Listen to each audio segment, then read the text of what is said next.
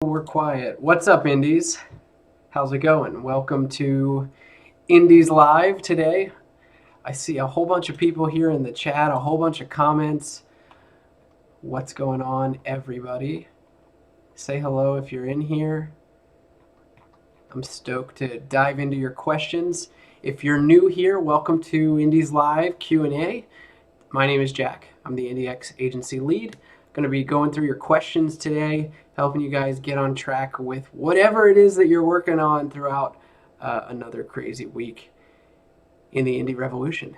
So I'm stoked to dive into it with you guys. Let me know if you can hear me all right. Give me a shout in the chat. I'm going to pull up a whole bunch of stuff here. Let me pull up the post in the group. I'll mute myself so that I don't have to hear me talking, but so I can see your comments. Super duper pumped to see what you guys are working on. Hopefully we can get you on the right track with any questions you might have. I hope y'all are having a wonderful week. Hey Billy, what's going on? The CVLT, what's up? Dear Diaries, Ashley, hey, how are you? Hope you guys are doing well. Chaz, what's up? Joe, hello, hello, hello. Zen, how you doing? Traveler Music, what's up? Hope y'all are doing well. There's a whole bunch of comments here. Seth, Julia, Robert, Shy, Erica, Chelsea, Colin, Dallas, Roy. Oh man, you guys are killing it today. I'm stoked to dive in. So I'm going to get into the comments here on this watch page inside Indie Pro to start off, and then I'll go over to the comments in the Facebook group shortly after that, so we can get into some of your comments as well, or your questions as well, and we'll see what's going on. So I'm going to dive right into it. So how this works is I'm going to go through the comments right here in the comment section. If you guys have any other questions, those of you that are watching and want to ask a question or ask a follow-up question, please drop it in the live chat in YouTube if you're watching on YouTube. That way I don't have to keep refreshing the page here, and we'll get into it. So let me refresh this page one more time.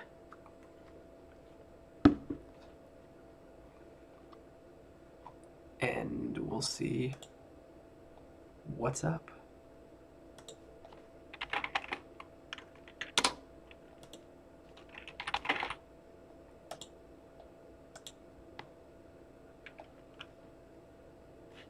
All right.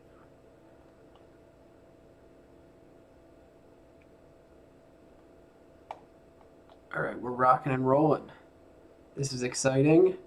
Clinton, what's up? Steven, how's it going? Andy, how's it going, man? Happy to have you guys here. I'm just looking at the Facebook comments here on our Facebook page, just to give you guys a quick shout.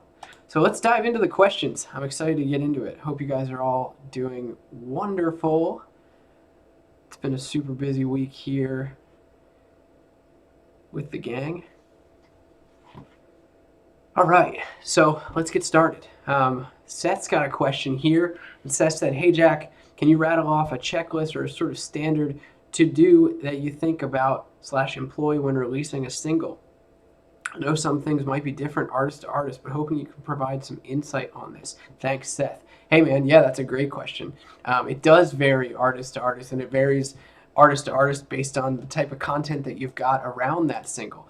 But just a general sort of checklist that I think about, especially at the agency when we're working with our clients here at IndieX, is can we run traffic on a video for the single? So do we have a fan finder campaign that we can run? If so, yes, that is like point number one. Point number two, releasing content consistently around the single is really helpful. So that might look like pre-release content leading up to the launch. Maybe it's videos of you in the studio working on it. It might be images, just leading up to add some hype pre-release alongside with what you can do with some traffic. You can also run some light boosting on that pre-release content. I think that's really important to build up some hype. From there, once you're launched and once you've got fan finder traffic happening, getting engaged with people in the comments of your fan finder campaign for your single, getting engaged in there is really, really important to make sure that people know what's up, they're talking with you. If they're getting excited about what it is that you're doing, keeping that engagement and that nurturing happening is really, really important. So that's like a critical to do for sure, because what's the point if you're not engaging with the fans that you're making? So keep in touch with them. Post-release content. If you have post-release content that you can put together, that's something that I would put on your to-do list. That may look like additional videos related to the single. That might look like a live performance that you could push. It might look like more behind-the-scenes stuff, creation of the song types of things. Any kind of content that you can use and post after the release, alongside with traffic that you're running. I think that's really important and can help. And then you can also start running follower finder campaigns and direct to Spotify campaigns if you want to push some traffic there. But those are kind of like my 4 or 5 big to-do list checklist points, along with obviously keeping your posting game strong on all of your socials to let people know about the launch. And like I said, getting pre-release and post-release content out there. And in addition to that, working in some kind of recurring media strategy. And this is kind of just, some general things to be doing, regardless of whether you're releasing singles or not. These are just, things to be focusing on doing one way or another. But in the context of a single, I think they're particularly important. So hopefully that helps, man. It gives you a few things to think about here. Those are kind of like the standard to-dos that I would at least start to broach, and then iterate on based on what the artist is doing and what kind of content they have. So hopefully that helps you out, man. Julia said, "Hi Jack, I'm moving my website to Squarespace and I think I should get the Business Basic for $26 a month. Is that a good choice? I've been on the fence about ClickFunnels and Shopify because they're very expensive. I haven't run any free post shipping and handling or ultimate album launch campaigns yet, and I was told that for those, ClickFunnels is the way to go. Can you please expand a bit about this topic and help me figure out which way to go? I'm definitely going to need to upgrade to ClickFunnels anytime soon. Can I keep going with the basic $26 per month Shopify plan or Squarespace plan? What are the pros and cons and what would you recommend? Thanks." Great question, Julia. So ClickFunnels is really a really powerful platform when it comes to running sales funnels, right? Where you're offering a single standalone product offer and then including order bumps and upsells. ClickFunnels makes it incredibly easy to do that sort of setup. Now, that said, I understand it's expensive. If budget is a serious concern for you, there are things that you can certainly do with Squarespace. I've run album launch funnels where people have used Squarespace. Primarily, I've seen people use Squarespace for their content page hosting. So hosting the actual content behind like an album launch type campaign. They've hosted that like in their Squarespace website, which can work well. So that gets you out of kind of like using ClickFunnels for the content arm of things, arm of your launch. Now that said, for making offers, order bumps, upsells, ClickFunnels definitely streamlines the process for you really, really easily. But if you are interested in trying to use Squarespace to do it and are willing to get into the weeds with rigging it up, it can be done. I'll actually drop in the Indies group a link here. I'm just pulling it up. I would drop it in the chat for you, but I don't think that it will let me. So I will drop it in the Indies group for you because I know that you're in there. And let me grab it.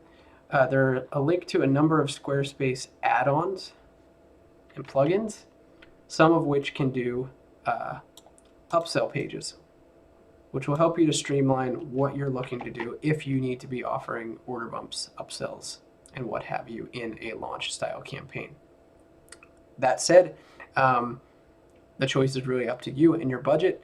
Like I said, ClickFunnels makes it really easy to streamline the process for offering order bumps and upsells. So if you're in a place where you need to do that, it's at least worth some consideration. You could try it out for 14 days. I think they have a free trial. So if you wanted to kick the tires with it as you're going through the training or as you're working on your assets, you can do so.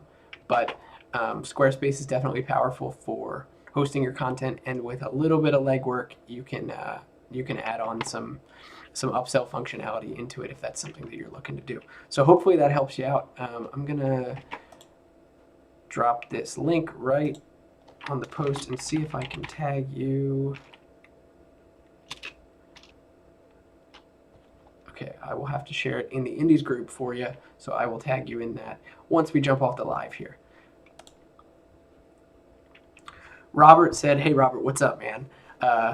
Robert said, hi Jack, excited to have you joining Creative Juice. Thanks so much, man. I'm really excited too. It's been really fun. We've got a couple episodes in the can, and it's been super duper fun.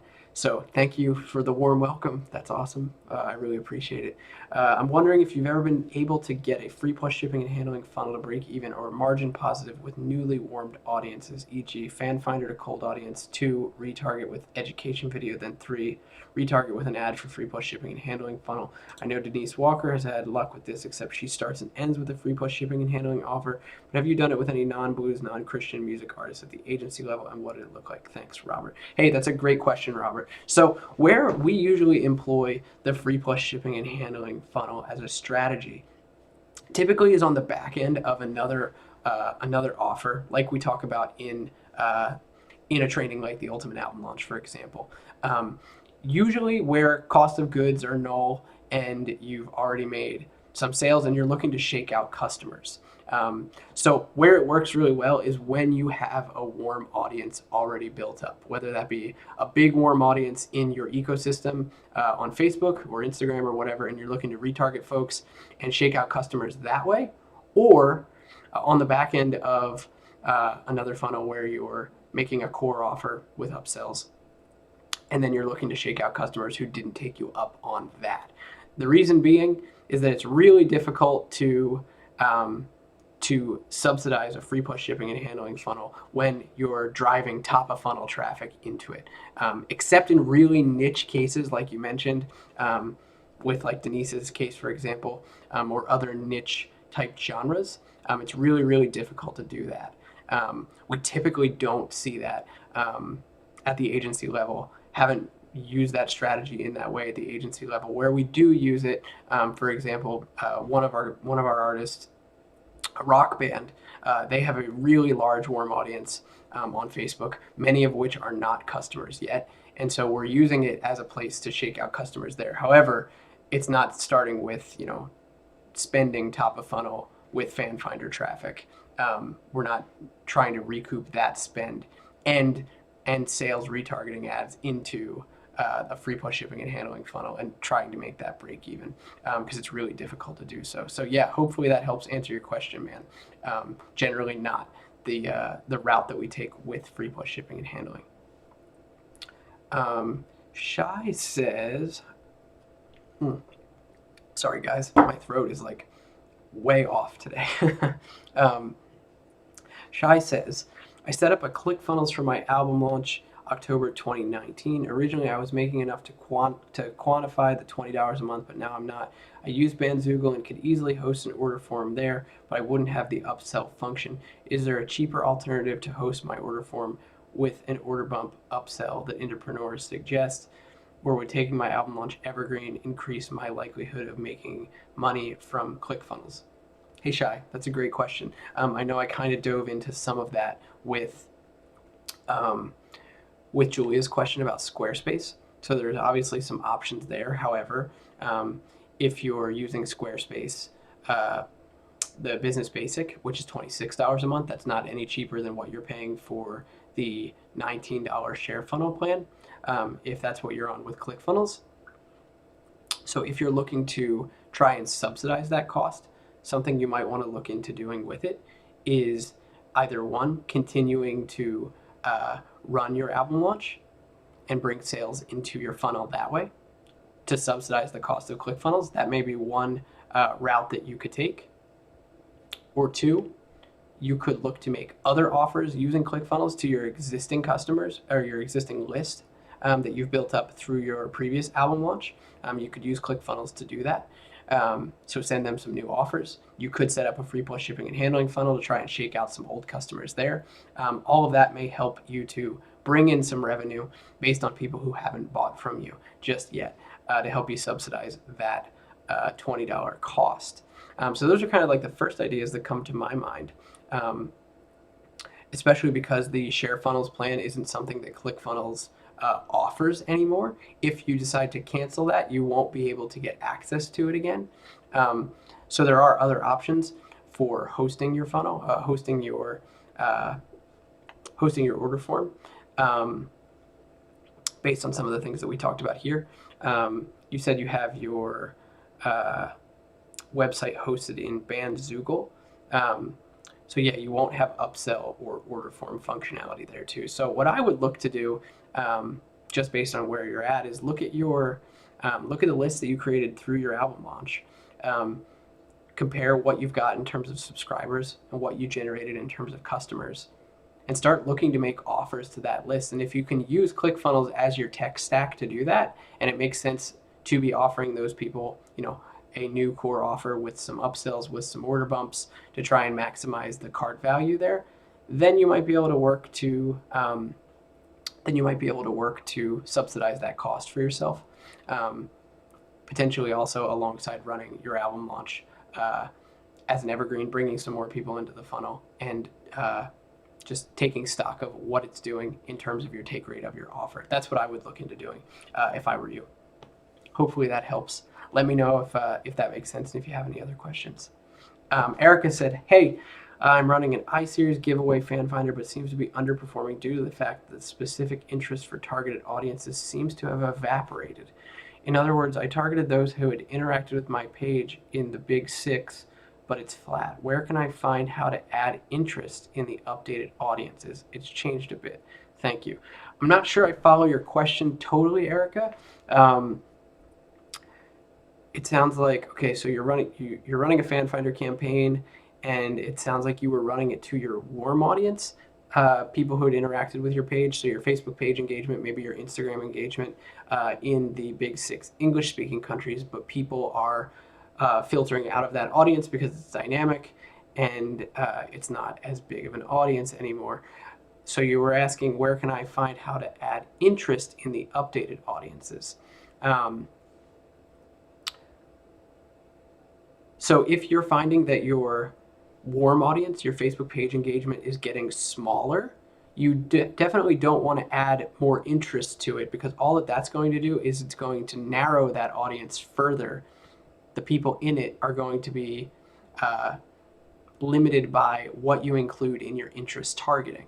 So rather than doing that, if what I'm understanding your question to say is, if you're trying to get more people into that audience, what you'll want to do is you'll want to run more top of funnel traffic. So that would be a fan finder to cold audiences. So what I would recommend doing then is setting up a new cold audience fan finder to interest based on the targeting worksheet that you've put together, running some new traffic to that, your page engagement audiences, then you can retarget them appropriately. Hopefully that makes sense. I'm not totally sure if I was understanding the question 100%, but let me know if that covered it for you. Give me a heads up.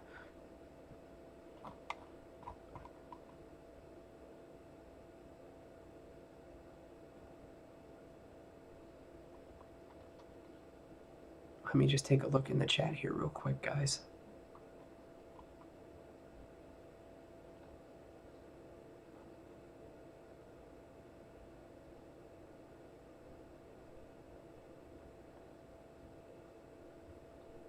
Cool. All right. I'll come back to the chat momentarily once we get through these questions. Oh, Julia said, hi, Jack. I have a problem with Zapier. I'm zapping from Google Sheet to MailChimp, and it looks like Zapier is not communicating with the Google Sheet. Rows get updated, and Zapier doesn't see them. I set it up with the first email I subscribed, and it worked, but then once more rows were added, it wouldn't get triggered. I tried to set it up again, but it's still only seeing that first row. That row is now no longer in the Google Sheet. I canceled to see if Zapier would start seeing the other rows, but instead, nothing. I'm completely stuck. Help. It's tough for me to diagnose it just based on the question here.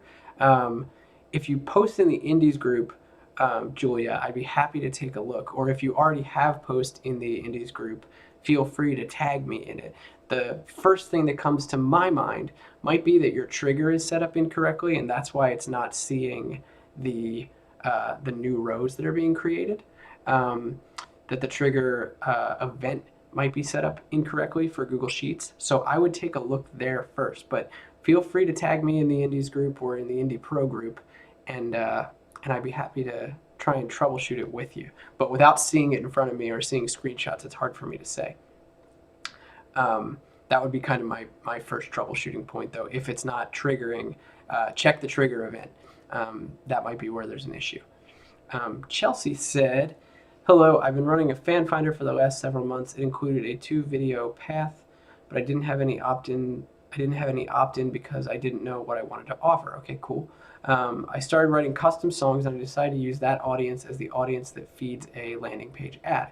It's a minute video of me singing a custom song for a guy before he proposes. Because of the price point, my goal is to schedule phone consultations to determine their budget and timeline before they buy. This ad has gotten me page views but no appointments. I was wondering if you could give me any thoughts on my landing page or the path. Here's the ad. Oh, thanks for asking, Chelsea. That sounds like a really cool idea. I will see if I can come back because this is a Q&A. Generally, I look at ads and landing pages and such on audit days. But if I can make it back to your post here and take a look and give you some feedback, I absolutely will. But I want to make sure that I get through as many questions as I can first. So let me just dive through things here. But I think your offer is pretty cool. So I'm eager to see what you've got going on. So I'll take a look at it if I can. If not, definitely share this when we have an audit session, and we can take a real deep look at everything you've got going on with it.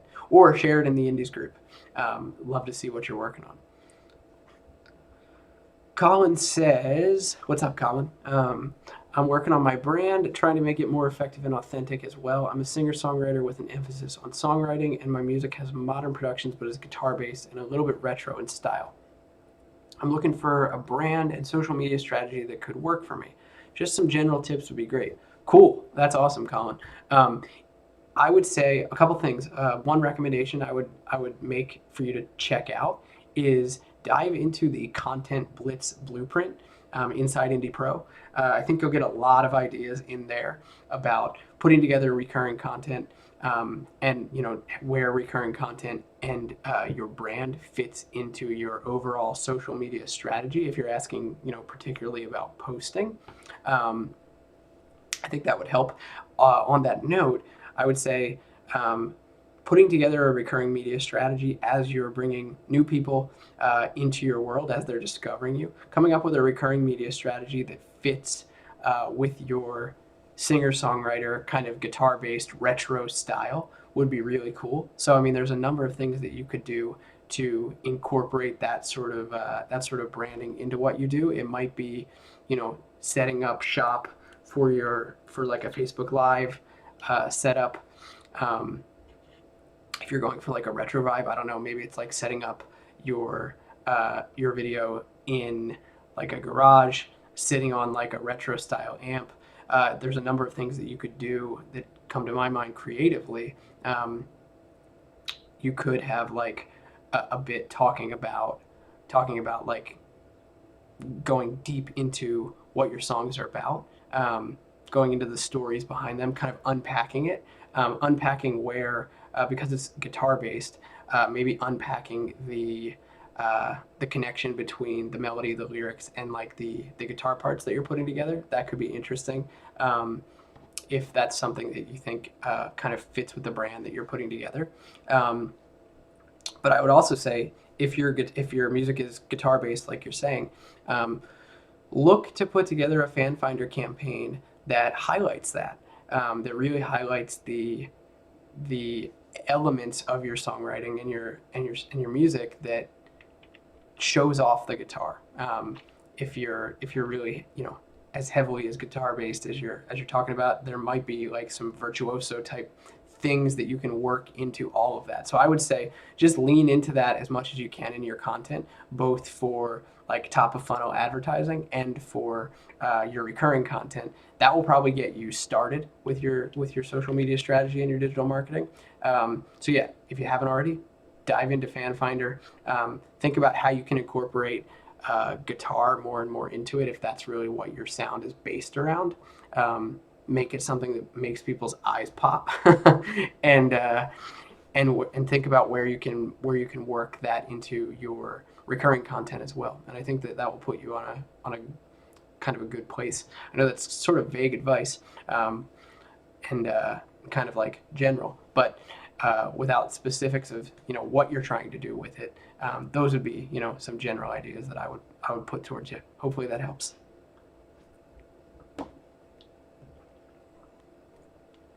Dallas says, "Hey Dallas, what's up?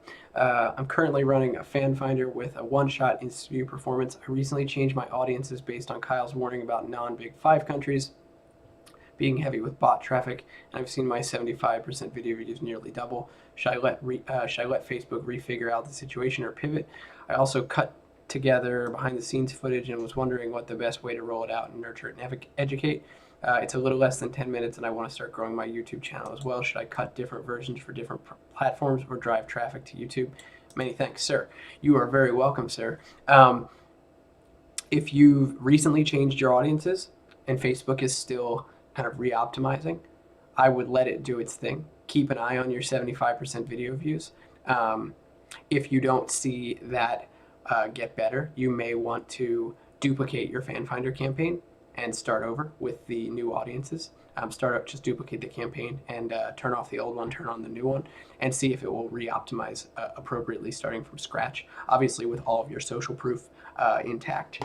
But keep an eye on it over the next couple days. If it was just recent, Facebook just might need some time to refigure out the situation, like you said, re-optimize. Keep in mind that Facebook isn't optimizing for 75% video views. It's going to optimize for through plays. So it might take a little bit of time to really see what's going on with your 75% views based on the changes that you've made. So give it a few more days, I would say, not knowing how long ago you did it. And then if you're not feeling good about it and it's not, and it continues to rise, I would say potentially duplicate your campaign, turn off the old one, and see if you can reconfigure it from there. Hopefully that helps. Now, with regards to your behind-the-scenes footage, I would do a few different things.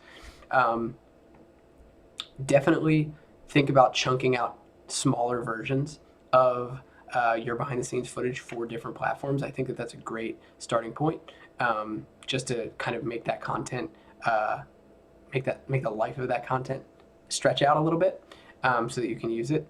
So that you could use it on Facebook, you could use it on Instagram, you could use it on YouTube. You may want to consider like making it episodic for YouTube if possible, since you've got about 10 minutes. If you can cut it into like 3-minute episodes, that might be a cool way to do it. I would say as far as like growing your YouTube, I wouldn't suggest driving traffic to YouTube, through Facebook ads. It doesn't make sense to pay. It doesn't really make sense to pay Facebook to send people to YouTube. A good way to think about Facebook, YouTube, and Instagram is think of them like places where you can gather traffic.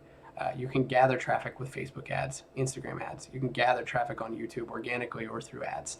So to take places that are really more like traffic stores and use them to send to other traffic stores doesn't really make a whole lot of sense. You want to use them to take people deeper into your funnel, into your business, whether that be to your list, whether that be to your store. So all that to say, I would recommend just starting to make consistent content on YouTube if you want to start growing that channel. Make content specific for it. Potentially consider a recurring content kind of format, and yeah, chunk down what you already have and use it as smaller pieces in these platforms. Consider doing some green light warmth boosting on that content, especially on Facebook and Instagram. That will help extend the life of it as well, so that you can roll these littler pieces out over time.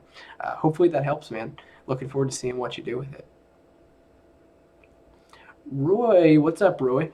Roy said, "I've got a guitar lesson course for some of my popular solos that I've recently put out." That's dope. Very cool.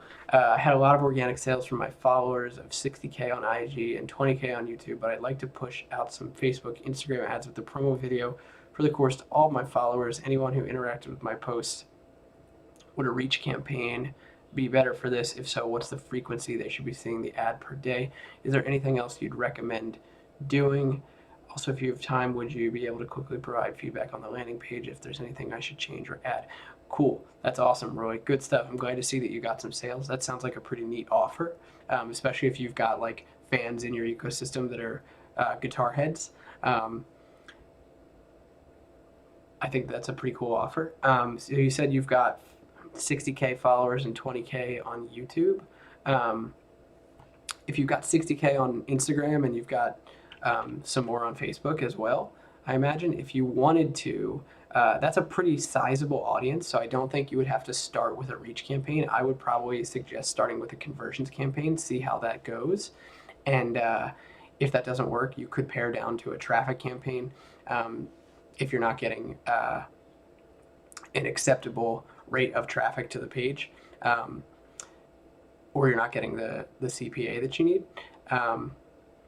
But yeah, I think you have a big enough audience in those followers in that warm audience to start. I mean, just based on what you're saying here, I would say take a look a little bit deeper at more than just your followers. I would look at, your page engagement, your Instagram engagement, people who have watched 75% of your videos, your website traffic. I would start with those deeper engaged warm audiences if you're going to try to drive a conversions objective campaign.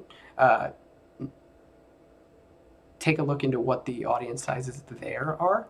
But if it's wide or if it's large like that in the 60K range, you've got some stuff to work with there. So you definitely don't need to start with a reach campaign. Hopefully that helps. If I have time, I will definitely come back to your page here. I just want to keep cruising through the questions as much as I can because there's a ton. We usually reserve like audits for audit weeks. So I will try to get back to it if I can. If not, definitely post it up when we do an audit and I'll dive into it. But I hope that helps, man. Very cool stuff. Ellis says, "Hi Jack, I've been back and forth with this and I need to have a proper answer. How important are the post boosts? I get the ads, but can I get a bit more about the post boosts? Most people say they're worthless, but why?" That's such a good question. And it's funny because Corinne and I just recorded a podcast about this last week. It should be coming out this week, so keep an eye out for that. The boost button gets a bad rap because the boost button isn't set up to really be optimized to show your content to the right people. What it's going to default to is people who like your page and their friends, which really isn't the right audience that you want to be boosting your content to if you want to be using the boost button, right? The easy button on Facebook. What we go over in our Greenlight Warmth boosting strategy is how to set it up so that the boost button is usable for your warm audiences, the warm audiences that you want to be advertising to, and being able to use dollar a day traffic to extend the reach of your content as you post it to those folks. So if you haven't already, check out the ground report for Greenlight Warmth boosting and the new Greenlight Warmth boosting training, because that will answer all the questions for you. That will totally wipe out this question for you, and it will give you a strategy of how you can use Greenlight Warmth boosting. You can actually use the boost button for something that's effective. But just to summarize, yeah, the boost button has gotten a bad rap because it's set up to be easy, and it doesn't often move the needle by the way that it's set up by default. But with a few tweaks and some strategy behind it, you can actually do some pretty cool things with it. So check that out. Check out Greenlight Warmth boosting. I think it will help you out. Hopefully this answered your question. Andrea said, "Hey Jack, hope you're doing well. We are ISQ and we have 800 email subscribers and need approximately 1,200 Facebook and IG followers. Very little traffic to our website. We've never done a fan finder campaign. However, I've been planning to set one up and have gone through the buddy system, fan finder, email marketing, and ultimate album launch trainings. The idea is to launch a remixes version of our third album released in late September 2020, and we'll do a UAL style campaign 4 weeks before launch, giving out the remixes album digital version for free to whoever signs up for the launch. However, I would like to warm up an audience starting from now, and was thinking to do as follows: May, June, launch an evergreen fan finder with a promo video, song from our second album released in 2015, followed by an opt-in campaign with a lead magnet. unreleased videos, songs, and behind the scenes material, followed by a 50% discount offer to buy our second album. July, August, wash, rinse, and repeat for our third album using the same process of above. And September, start ultimate album launch for Remix's album with 4 weeks in advance. Question, is it wrong to promote the older second album released in 2015, although we believe we have a strong fan finder video for it and attractive lead magnet unreleased material? My budget for the fan finder is $10 a day. How much should I set my budget for the opt-in campaign considering our small, warm, green light audiences? And the second and third albums are very similar in style. When setting up the fan finder for the third album, could I use the lookalike generated by the fan finder of the second? Thank you so much, Andrea. Hey, Andrea, you're welcome. Happy to help. So your questions, is it wrong to promote the older second album released in 2015? No, definitely not. We have seen people repurpose albums often. I think it's something that you have to tread very carefully with, and put a reason behind why people would want content that's out there otherwise. Actually, it's funny that you asked this question. We talked about this, Corinne and I talked about this on the podcast yesterday, that we were recording yesterday, that we're going to be releasing next week. And what was a pretty interesting bit that we talked about was how we've seen folks try to, take older records and repurpose them into ultimate album launch type campaigns, and just not really see it work because of the reason that they really didn't package it with something cool. It didn't give people a real reason to care.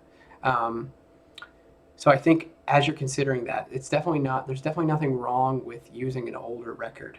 But I would consider, how you're framing the unreleased material.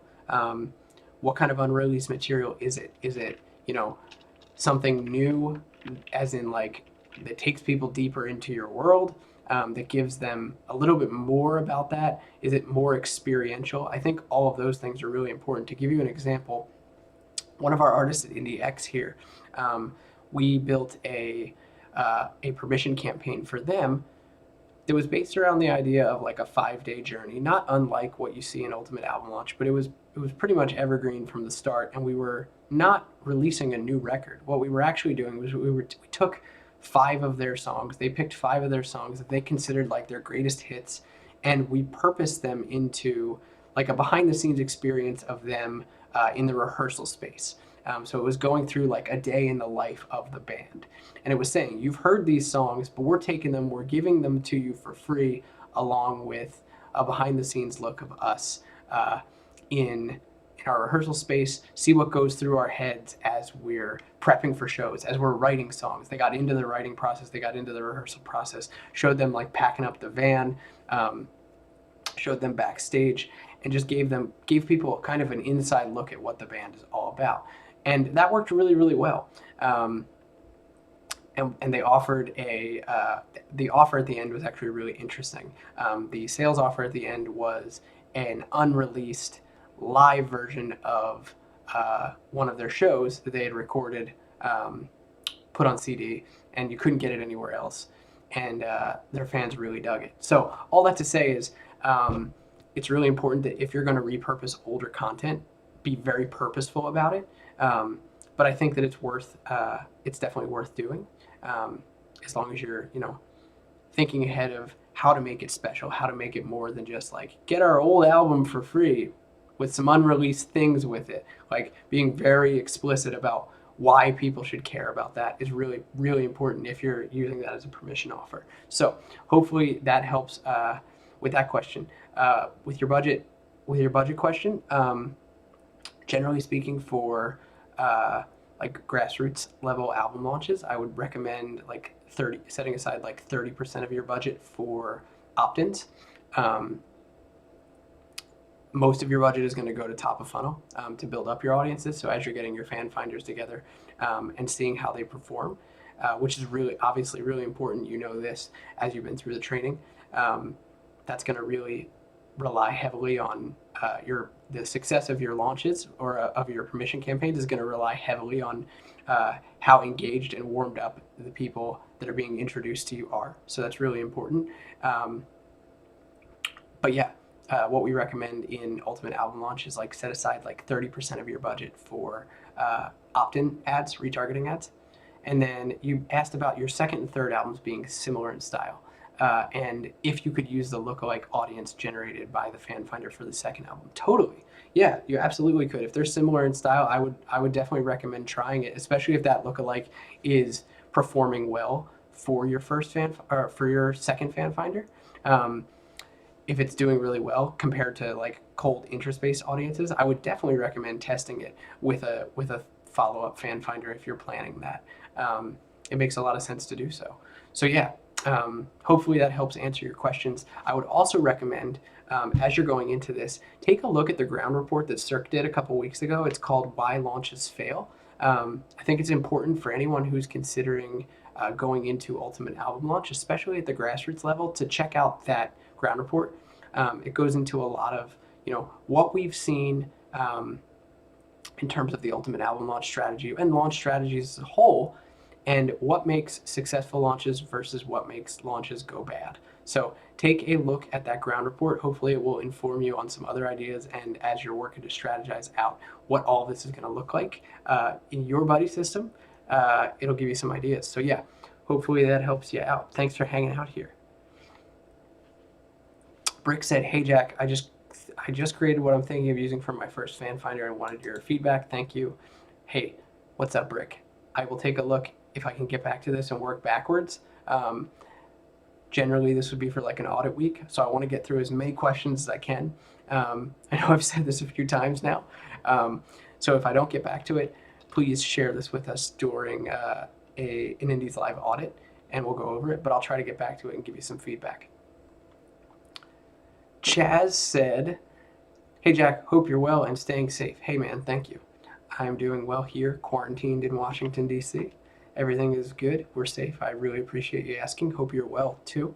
Chaz says, "I've run a fan finder campaign for 2 bands. One has done pretty well. The other has mixed results. I want to retarget those 75% viewers with an email conversion ad, but it seems I need to do this ASAP in order to get the best chances of converting people.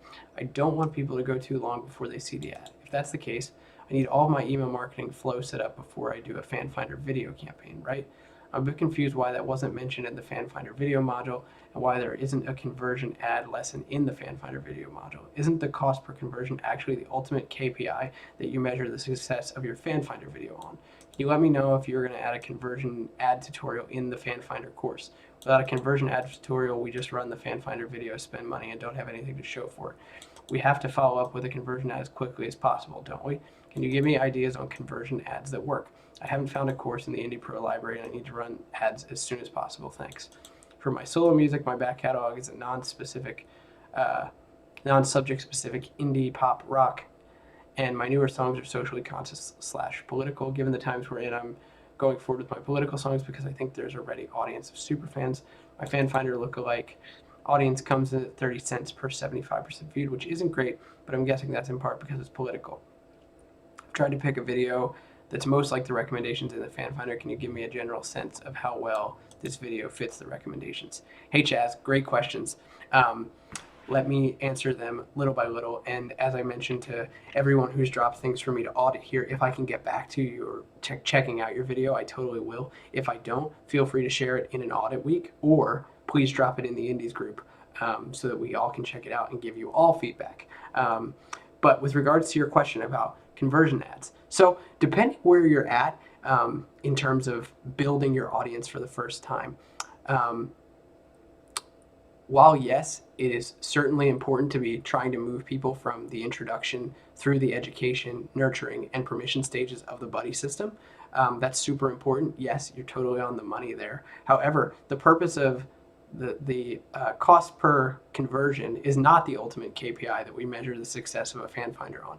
Really, the KPIs that we look for when it comes to fan finders, as you know, are 75% video views, but also how engaged are the people watching your fan finders? What are you seeing as far as comments, shares, likes? Are people getting in the video? Take a look at the cost per engagement in that way as well.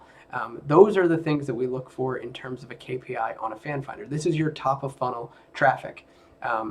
So we're not always, looking straight towards opt-in as far as, your opt-in cost to measure how well your fan finder is doing, because you could have a fan finder campaign that's absolutely murdering it and then try to retarget with an opt-in, with a permission campaign that just falls totally flat because, well, there's a lot of reasons that it could. For one, the offer might suck. Plain and simple, the offer might just be bad. People might not want it. Two, they might not be warmed up enough. You might be in a place where after seeing a fan finder, those people just aren't ready to hand over the digits. You might be going hand to waist with those people, as we talk about. So when you think about the relationship that you're building with these fans, when you're running fan finders at the intro stage of the buddy system, don't forget that there is the education stage of the buddy system and the nurturing stage of the buddy system that sit in between those things. Yeah, you totally want to be moving people towards permission. And I would say for now, look to the Ultimate Album Launch campaign, the Ultimate Album Launch training. When it comes down to actually building a conversion ad, you can find some examples of building conversion ads in there. Some training on that. There's lessons specifically about that, and it's specific to the Ultimate Album Launch funnel. But if you're looking for like a tech overview, that will also help you out, so you can understand how that works. But with regards to permission, you definitely want to be thinking about bribes, offers, lead magnets that you can be putting in front of these people that are getting introduced to you for the first time. But there are a number of ways to do that. Those people could be going right to your Facebook page and researching you more. So you might have an opt-in right on your page. Right when they click send message, you might pull them into Messenger and get their opt-in there. You might have a pinned post for an opt-in to your recurring media if you've got a recurring content strategy happening, where they can get notified about it. That might be something that lives on your Facebook page. You might have a different kind of permission strategy in place where you are retargeting them.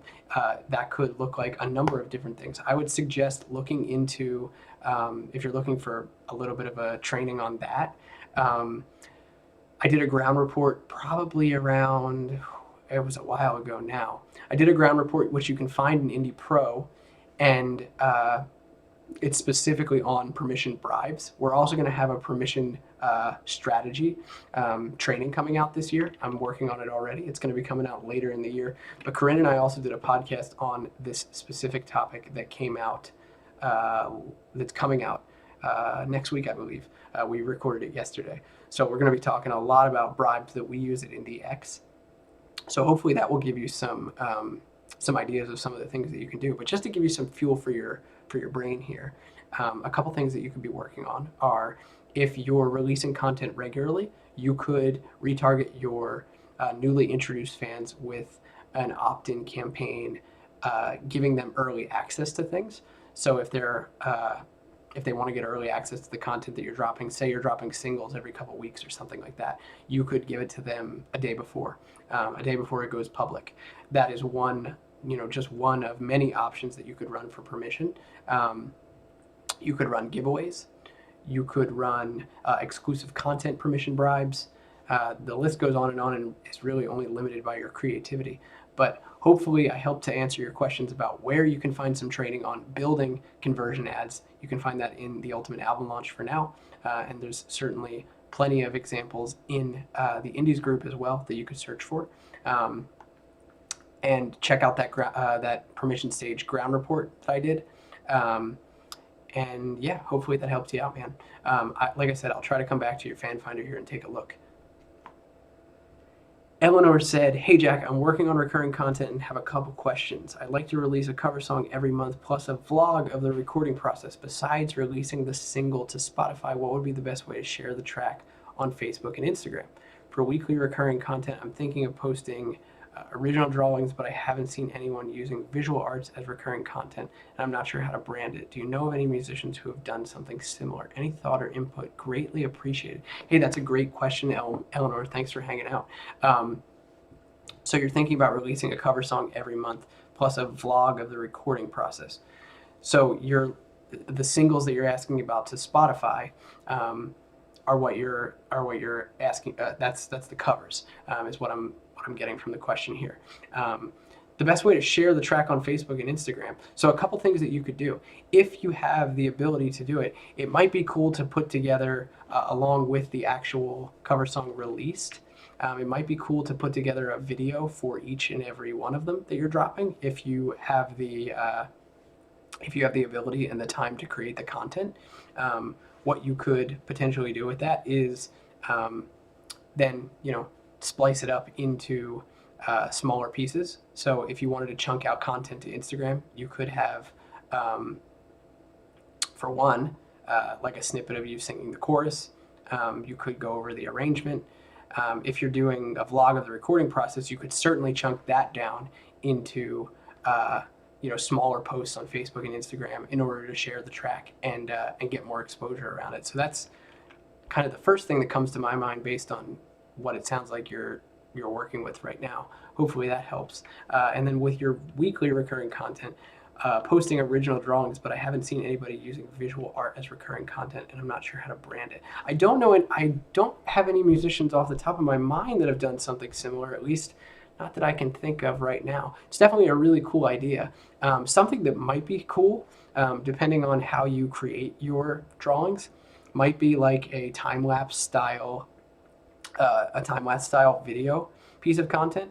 Maybe you could sync that up with some of your music, and if that's something that your fans really dig, that might be a really cool piece of recurring content that, again, you could chunk down into smaller pieces and kind of release little by little on as like little pieces of micro content. That could definitely work. That's kind of the first thing that comes to my mind, though. If you can, have you actually on camera creating something time-lapse style, and then showing the original drawing when it's all done, sync that up with your music. That could be some really, really cool content. So that's the first thing that comes to my mind there. Hopefully that helps. If you're in here, give me a shout if you have a follow-up question to that. Wow, we got through a lot of those questions. Let me see if I'm gonna hop onto Facebook here and pop in to see what the questions are on this side, and then I'll pop into the chat as well.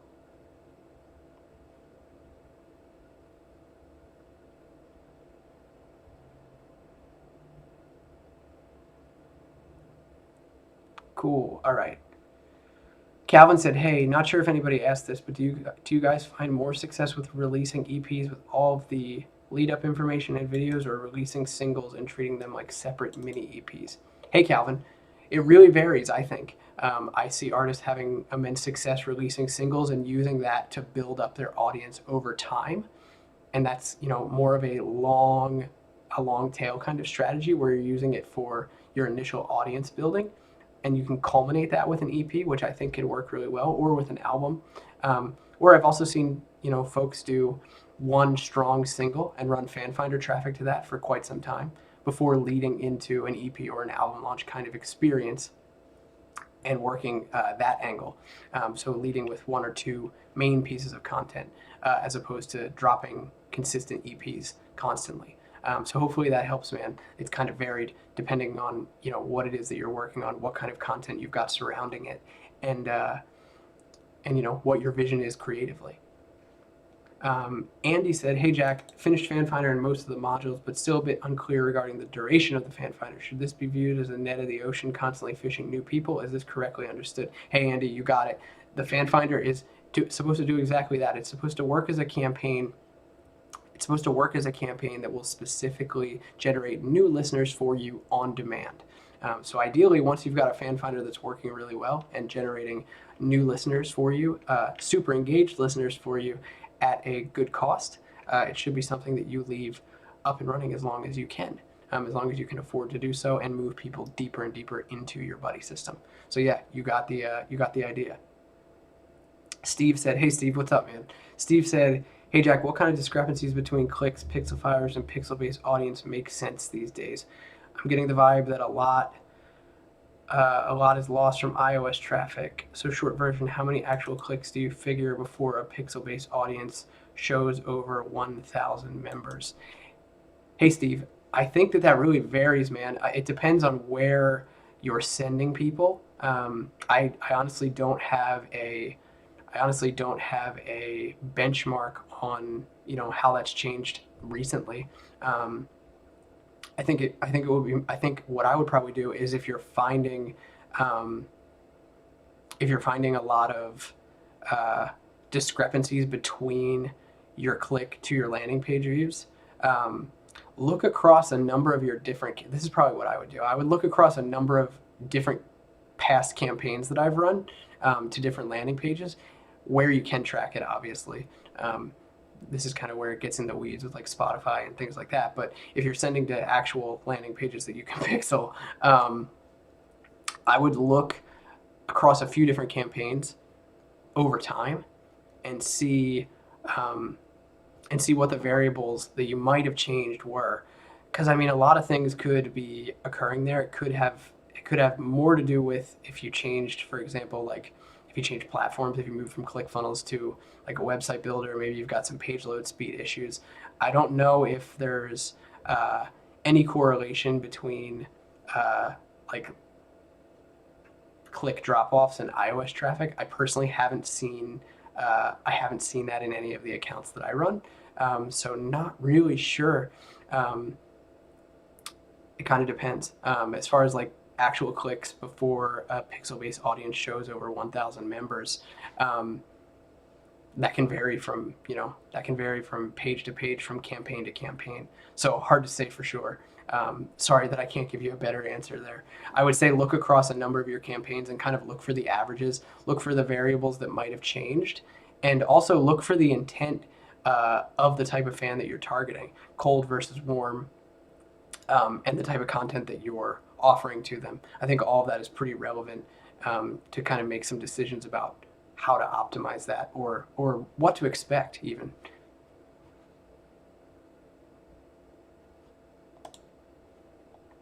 Man, you guys had great questions today. Thanks for asking all of them. I'm hoping that this was all helpful. I'm going to try to dive through some of the questions here in the live chat on YouTube and see what we can get through. First thing, Chaz said, "Hi there, I'm having trouble." Oh, Chaz, I got to your questions. Cool, man. I'm glad that I was able to help.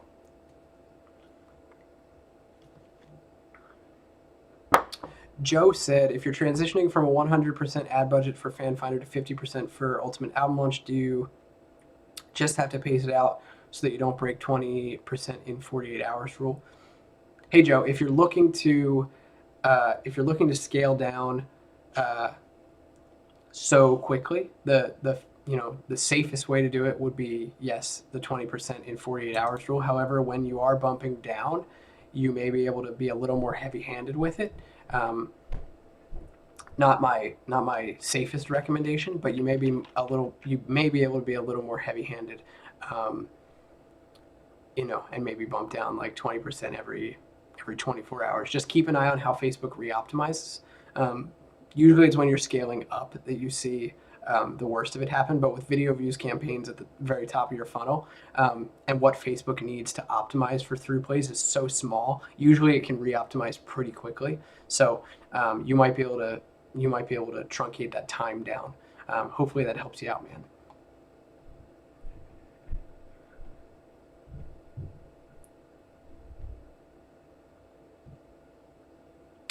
Billy said, "Question, 54-year-old acoustic guitar and singer. I've been playing full-time at nursing homes, vineyards, and weddings until COVID. I've been on and off again, songwriter for a while. Figure it's a good time to try and get my stuff out there. Where to begin with a limited budget? Only rudimentary recordings at this point." Hey, Billy, great question. If you've got a limited budget, I would recommend looking into our Greenlight Warmth boosting strategy. That would be a good way to get your music out there little by little, get your content out there little by little on as low as $1 a day, especially if you've got like a small warm audience to work with, just to keep that content in front of the right people. That's a really good point if you're working with a really small budget. Beyond that, I would look into the buddy system training if you haven't already gone through it. If you're inside Indie Pro, I would go through the buddy system training to get a full understanding of what the customer journey for a musician can look like and what kind of campaigns you can employ in that. But if you're just getting started out, I would say running a Fan Finder campaign, a top of funnel video views campaign to generate you new listeners will be the right place to start. and you could do that with relatively small budgets as well. So yeah, that would probably be my starting point for you, just to get your music in front of some people, and in front of people that would be most interested in hearing what you're about. So yeah, hopefully that helps, man. Calvin the second. Oh, hey Calvin, I answered your question on Facebook already. Hope that helped you, man. Andy, I got your question too. Hey, thanks, man. Alex asked, is ShareFunnels still available? No, it is not. The ShareFunnels plan was deprecated by ClickFunnels. There's some folks that are still on it and are grandfathered in. However, ClickFunnels also deprecated Zapier support for the ShareFunnels plan. So if you are running Zapier, don't and you have ShareFunnels, don't touch your Zaps, otherwise they will stop working. So hopefully that answers the question for you, man. Unfortunately, the ShareFunnels plan has been taken away. So the next plan up is the $97 a month plan. Billy said, am I missing something? Where are you getting your questions? Oh, hey, man, I got to the questions in the chat here now. So hopefully that helps you out, man.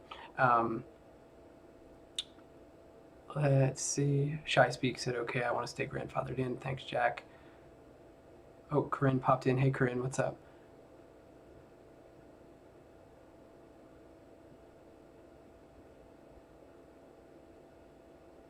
Kaizen said, we're currently using a minute-long live clip in a Facebook like campaign for our fan finder. Then we retarget our engaged users with weekly content to warm these potential fans up. I've used several other full videos as fan finders. However, with our current budget of $3 a day, that method leads to less than 50, 75% video views per week, which is too small to retarget properly.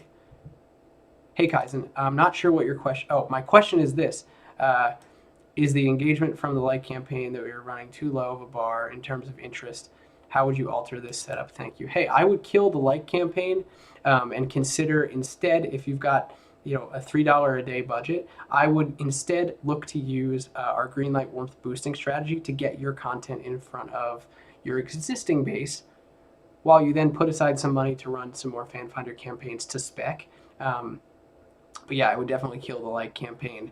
I don't think a reach campaign would do what you necessarily want it to either in terms of cold audience building.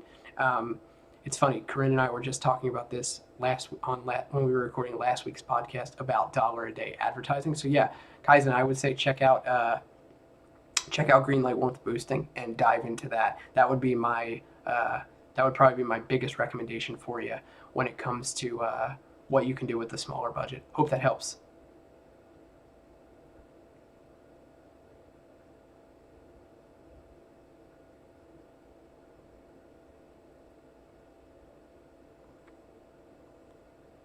Hey, Erica.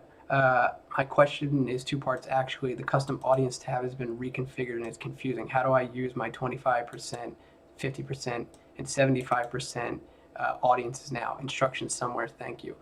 Hey, that's a good question. Let me show you real quick. Let me pull up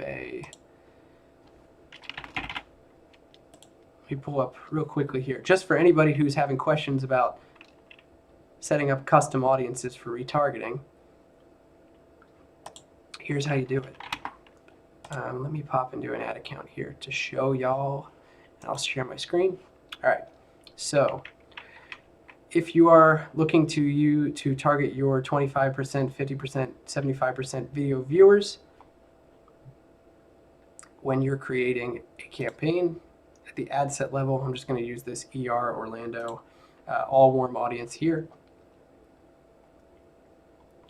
So you can see here under audiences at your ad set level, create new audience. You can choose saved audiences if you have saved audience created.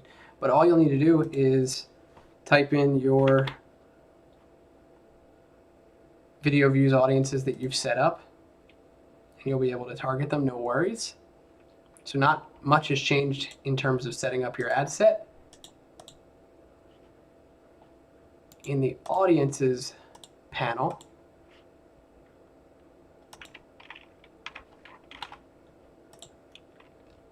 if you needed to set up a new video views audience. You can choose create custom audience.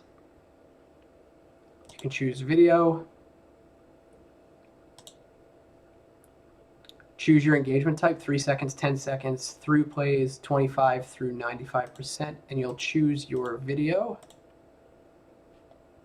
You'll select your video, you'll name it, you'll set the time window, and you'll click create, and that will be it. So not too much has changed in terms of setting up or using custom audiences at the ad set level. Hopefully this gives you just a quick little overview on how to do it. And hopefully that helps.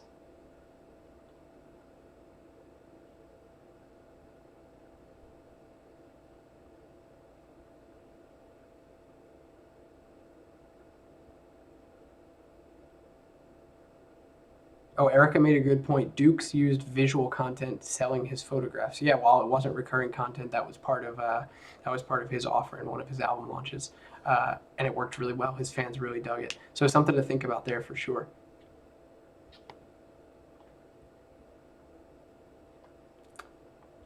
Oh, let me answer a question here for Joe. Joe said, hey Jack, I'm doing Ultimate Album Launch and wondered about pricing. Currently thinking core product 10 euros, bump old CD 7, and upsell 160-day page booklet with scores in classical music for $12. What do you think? Hey Joe, I think that's cool. I definitely think that you're working with a lower price point for your core offer. You could probably bump that up if you wanted to, especially if that would help your margins. If you can pack in some value on that CD, I don't know specifically what that would look like for your music, but whether it's signing the CD, making it exclusive, numbering them, making it a limited edition cut, where maybe the album art is a little bit different, just finding some different ways to pack in value onto that core offer, you could definitely do that. I think your bump product is priced appropriately, and I think your upsell is priced appropriately as well. You could probably even charge a little bit more for that. I think your upsell could be a little bit more expensive to try and shake out some more revenue there. But I think all in all, it's just important to take your margins into consideration and what all of those things are costing you. So look into that, but I think you're on the right track for sure. Well, everybody, I think we got through everything here. We're just about out of time. If I didn't get a chance to look at something from those of you who asked me for an audit, please drop it in the Indies group for us and or share it with us during an audit week. I wanted to try and get through everything as much as we could here, and we actually went a little bit over. But I hope this gets you guys off on a great foot for the rest of your week. Hopefully this answered all your questions. If you have any follow-ups and you're inside the Indies group or inside the Indie Pro group, please let us know. We'd be happy to help, and I will